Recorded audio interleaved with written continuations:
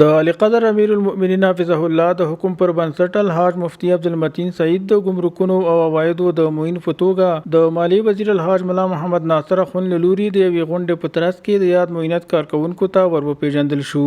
د ګمرکونو او عوایدو د نوي معین معرفت غونډه چې د مالیې د وزیر په مشرۍ دغه معینت د غونډو په تالار کې جوړه شوې وه، پکې د مالیې وزارت د بیلابېلو ریاستونو رئیسانو او مسؤلینو ګډون کړی و. د مالیې وزیر الحاج ملا محمد ناصر اخوند په خپلو خبرو کې له ټولو مسؤلینو څخه وغوښتل ترڅو په پوره اخلاص او رښتینولۍ سره خپل مسؤلیتونه پر مخ یوسي او ولس سره د نیک چلند په فضا کې د هغوی غوښتنې واوري او پر وخت ورته رسیدنه وکړي. هغه کس چې دته مسؤلیت سپارل کیږي دی باید مسؤلیت وپیژني، په مسؤلیت باندې پوه شي. مسؤل دا معنا چې د بیا سوال کول کیږي. دته یو کار سپارل شوی دی، له دغه سوال کوي. یو خدای دې اوس د دې سوال ځینې کول کیږي. خلک ورته تا دا خدمت سپارل شوی دا تا څوره وکړه او څوره دې کړی ده، ښه دې مخته بوتی پوښتنه ځینې کوي چې دا خو ستا کار ده. په آخرت کې هم بیا له مسؤله دغسې پوښتنه کیږي ستا دغه کار په کوم ارتباط کړی دی، خپل اصولو له مخې دې کړی و، د خپل مسؤلیت له مخې دې کړی و، په روا طریقه دې کړی و، ستا مسؤلیت و او ښه دې سرته رسولی و که دې بد سرته رسولی و.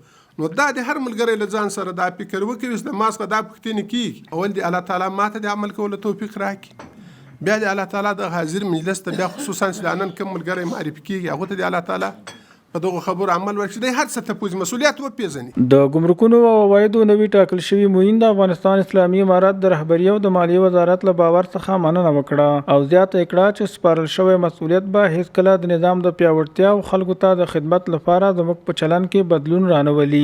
ښاغلي سعید ټینګار وکړ چې د نظام د اهدافو د تحقق په برخه کې به له هیڅ راز هلو ځلو څخه ډډه ونه کړي. الله څه وس او طاقت راکړی دی، انشاءالله د دې نظام دپاره مو مخکې هم استعمال کړی دی، اوس به هم استعمالوو. د دې نظام د ترقۍ لپاره چې زموږ په بدن کې وینه وي او حرکت وي، انشاءالله دا به مصرفوو.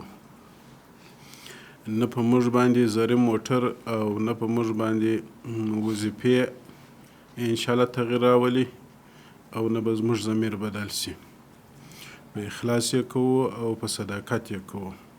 نه مو د 20 کلنې دورې شهیدانو مامرینو ملګري هیر دي، نه یې هیروو.